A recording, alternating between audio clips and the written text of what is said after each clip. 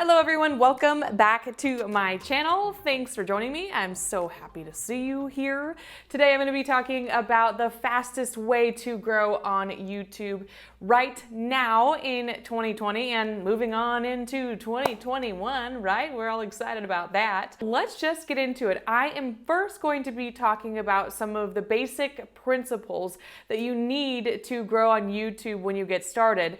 And I'm going to give you an example of a channel that blew up. It's just been a little over a year and now that channel has 4 million, yes, that's right, 4 million views in just a little over a year. So I'm going to be talking to you about that a little bit later. But first, let's talk about the things that you absolutely need to know before you get to those 1,000 subscribers and beyond. Those 1,000 subscribers are the absolute hardest to get. If you've been in the YouTube game for a little while and you still haven't got there quite yet, you know what I'm talking about. It just seems so arduous to get to that mark. The 500 mark, you like crawled your way through there, through the barbed wire to get there, and you got there and you're like, surely I can get to 1,000. Time's still ticking. Trust me, I know what that's like.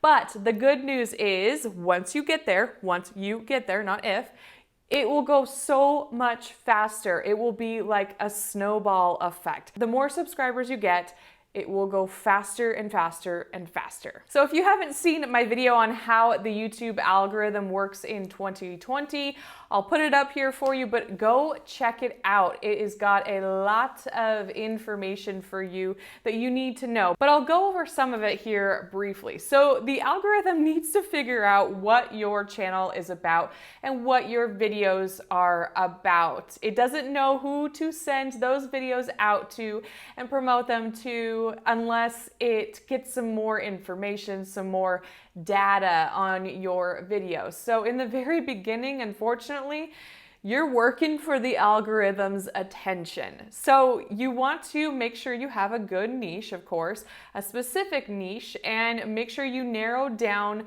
who your audience is. Who do you want to see those videos? If you don't know who you want to see your videos, how will the algorithm or anyone else, right? You want to make sure you come up with a very specific blueprint and plan so the algorithm can promote your videos just like you want them to. So the only way that you're going to get your videos discovered and the algorithm to discover them and push them out to those people is making more videos. Yes, making videos consistently every single week on the same day.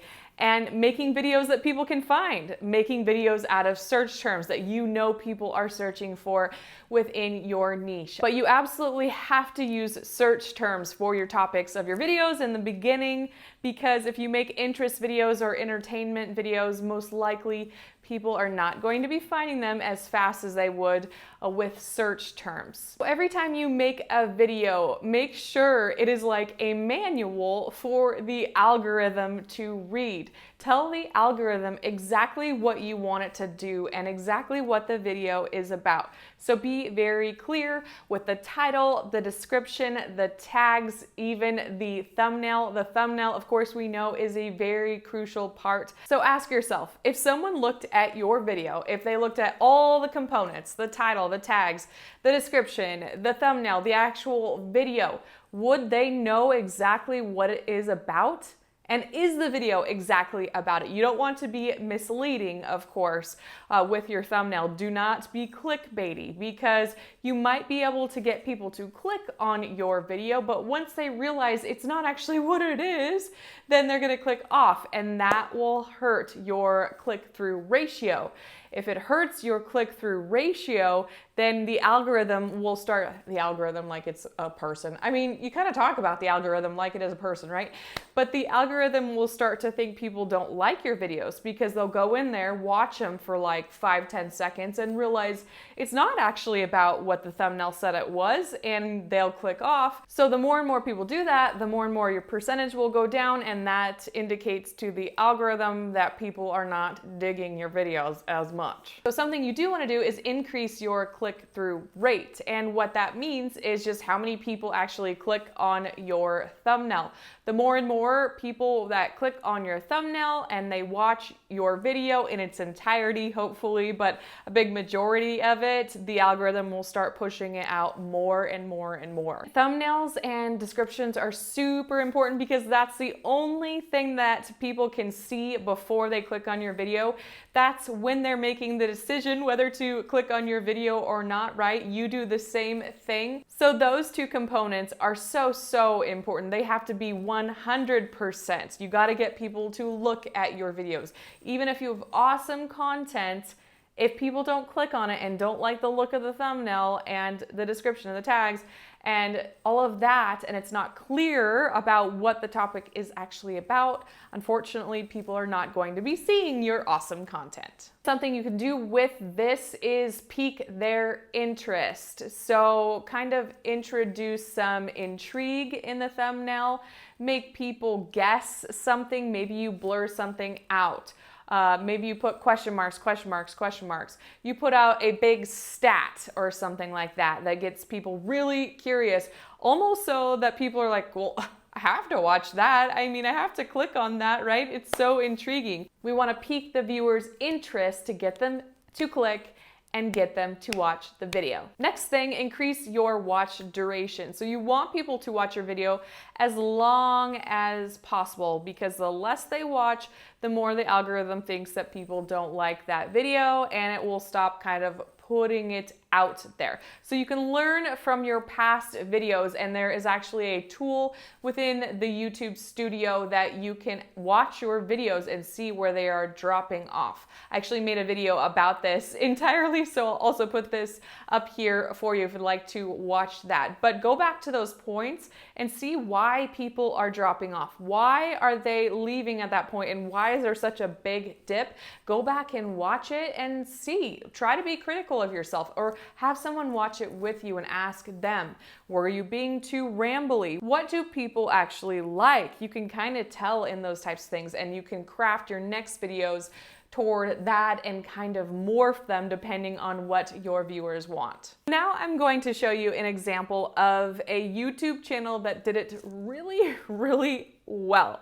Let me just tell you, it's such an awesome case study for you guys to see because this channel is just a little over a year old. This channel followed the Project 24 strategy, and you can learn more about Project 24 in the link below. Project 24 helps bloggers and YouTubers go from start to finish and ultimately monetize their channel or their blog and make a passive income online, which is what we all want, right? You can click the link below to learn more about Project 24, but let's get into it. This is Backfire. It's a YouTube channel about guns, ammo, accessories, hunting, all of that type of thing. We live in the country. There is a lot of hunting around. They started on August 9th, 2019.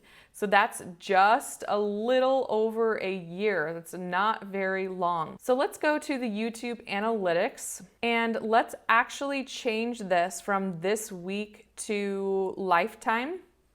In this channel's lifetime, it has gotten more than 4 million views in just a little over a year. Guys, that's insane. They did their research. They made sure that this channel had potential to make money in the long run and blow up. One of the reasons why they picked this niche is because they can do product reviews. This is kind of like a limitless opportunity here. Think about it. Think about all the accessories, all the different products that go along with guns and hunting and ammo and all of that. So you have your bigger items, you have the guns, of course, but then you also have your smaller items that go along with all that. So you have the bullets, you have scopes. They have done videos on archery before, and since a lot of people go hunting and camp when they hunt, they do reviews on other accessories. People are searching because they are looking into buying something like that, and they're going to their channel. They are getting their channel as a result of their search because Jim and Ricky did their research and they went through the keyword research and figured out what terms people were searching for. So then they made videos about that. There is an issue with this. I did a video about backfire a while back. A ton of people who come and view the videos actually don't subscribe to the channel. It's more than 90% of their viewers actually don't subscribe to their channel. And a reason is because people come for what they need, they get what they need, they go for the review that they're looking for. So say they're searching for a review of a certain camping tent. Well, they see that review, they make their decision, they like that tent, they go buy it, and that's what they came for.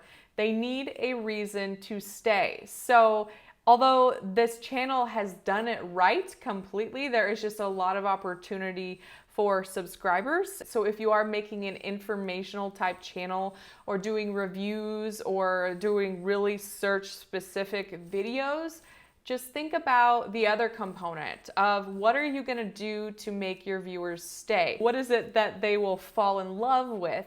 You need to use your personality, some sort of entertainment component, some sort of visual element, and just be more interesting per se. So let's take a look at their most popular video. If you don't know how, if you are at your homepage here, you can go to videos and actually sort by most popular. It looks like their most popular video is best hunting rifle under $350. People really like that comparison of all of those different guns that they might be considering buying. All of the information that they're looking for is right here. They made that resource for them. They listed all of the different guns here, so this might even be popping up in search when people are searching for these individual guns. This video might come up, so that is super, super smart. That is an example of something you could do with your YouTube channel. Think on that. If you have any sort of products, if you're an affiliate, or you can do some sort of reviews, then people would really appreciate that and come to your videos for that information